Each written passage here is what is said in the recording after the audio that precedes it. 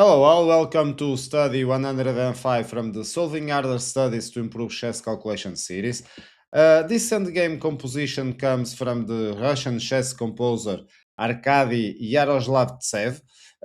It's a simple position with a few material, but it's an hard study because we need to go deep. There are many subtleties on this position, so count on a long guided solution. I won't say long, but with more steps than usual. And as always, I suggest you watch the study guide for the series if you haven't. The countdown, the main one, will start for 10 minutes. You can pause or repeat it if you need more time. And then I check with you back with the solution.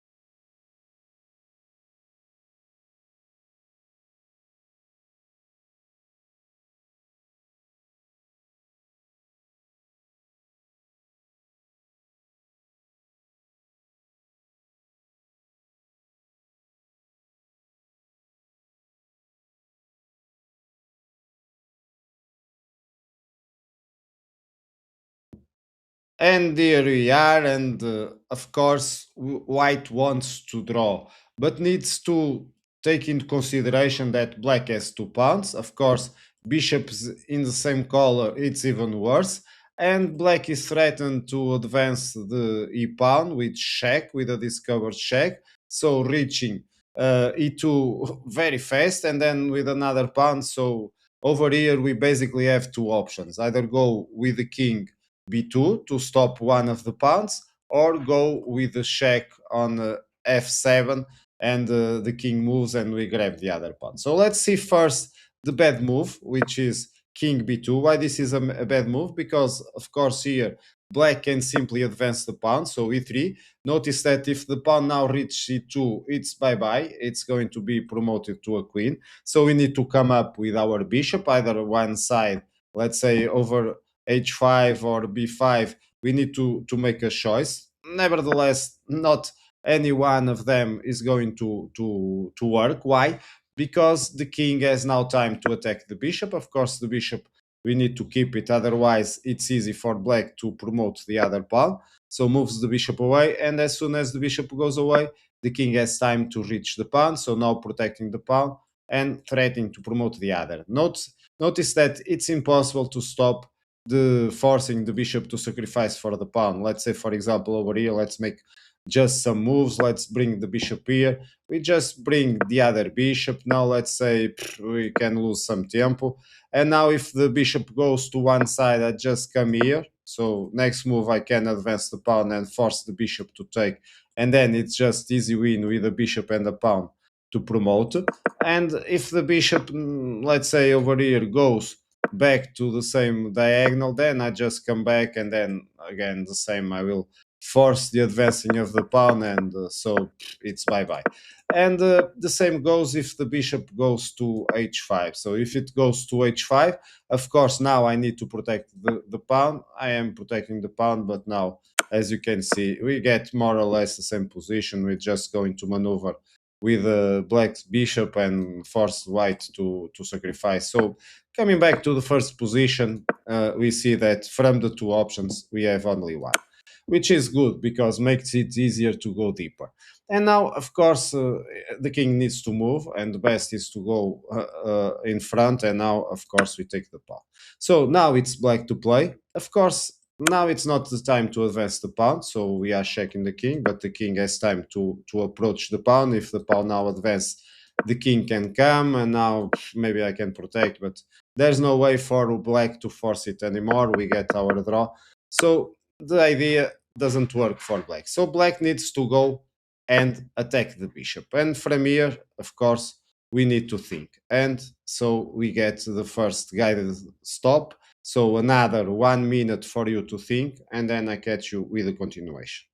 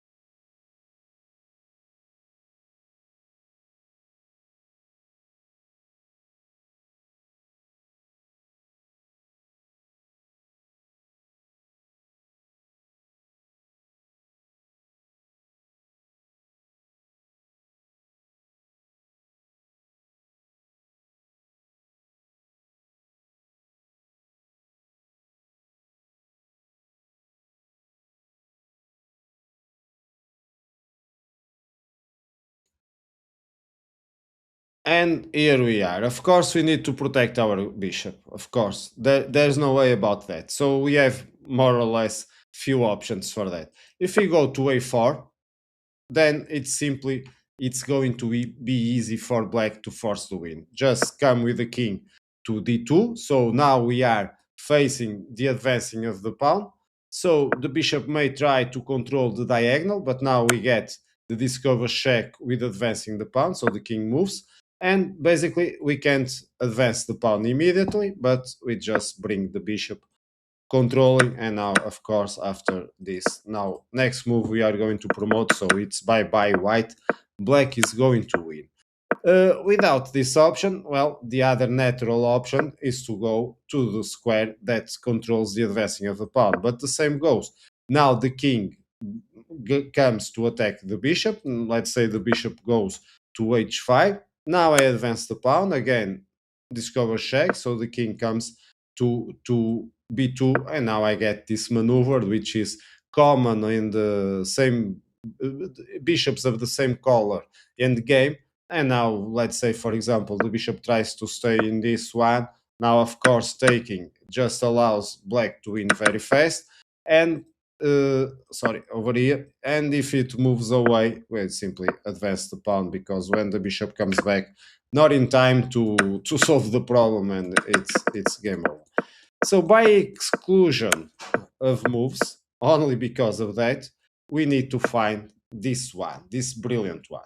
And of course, from here, the idea is simple. So black advances the pawn. So again, threatening to promote. Notice that we can't accept the bishop because otherwise we won't have time to stop the pawn to promote to a queen. And so we basically need to choose where to go. We can't move the bishop away because on the other side is the king. So I think more or less it's forced to find this nice, good move. Why? Because, of course, now if the bishop takes, it's a stalemate. We can't move our king, so we get the draw. But, of course, black is going to advance the pawn. And now, second moment, another minute, another time. If you want, you can pause and think a bit more. And I catch you back with the continuation.